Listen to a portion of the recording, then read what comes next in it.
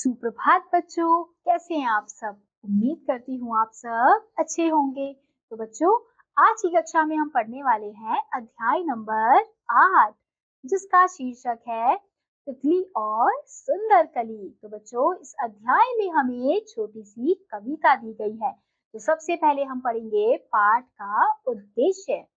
तितली रानी सबको सुंदर लगती है, रंग बिरंगे सुंदर पंख इसकी सुंदरता में चार चांद लगा देते हैं।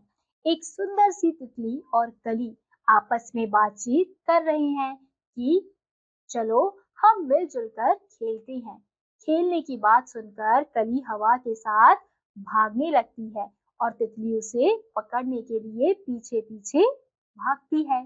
तो बच्चों, जो तितली रानी होती है यानी कि जो तितली होती है वो सबको बहुत ज्यादा सुंदर लगती है, क्योंकि उसके बहुत ज्यादा सुंदर सुंदर रंग बिरंगे पंख होते हैं। तो इस कविता में तितली और कली के बीच में बातचीत हो रही है और वो क्या कह रहे हैं कि चलो मिलजुल कर हम खेलते हैं। और खेलने की बात सुनकर कली जो है वो हवा के साथ भागने लगती है और तितली उन्हें पकड़ने के लिए पीछे पीछे भागती है। तो चलिए कविता को शुरू करते हैं। हरी डाल पर लगी हुई थी नन्ही सुंदर एक कली, तितली उससे आकर बोली तुम लगती हो बड़ी भली।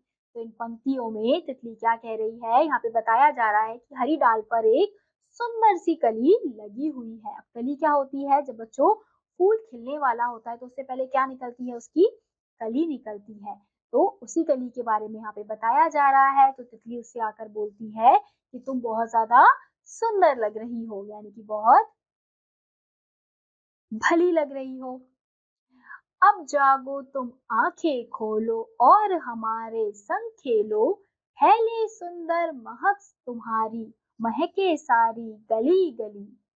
तो यहाँ पे तितली क्या कह रही है कि अब तुम जाग जाओ और अपनी आंखें खोल दो, यानी कि वो कली को क्या बनने के लिए कह रही है, फूल बनने के लिए कह रही है।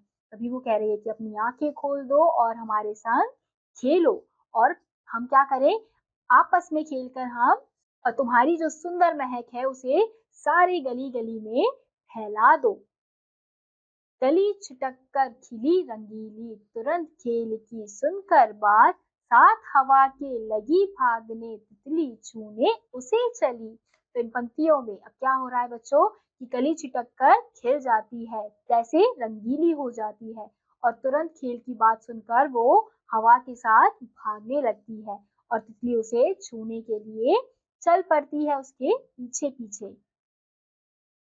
तो ये थी बच्चों आपकी छोटी सी कविता, जो किसके ऊपर थी, तितली रानी और जो फूल की कली होती है उसके ऊपर। तो इसके साथ आज का यह अध्याय यहीं समाप्त होता है। उम्मीद करती हूँ आपको यह अध्याय समझ आया होगा। मैं आपसे मिलूंगी अगली कक्षा में, तब तक के लिए आप सभी बच्चे खुश रहिए और पढ़ते रहिए। बाय।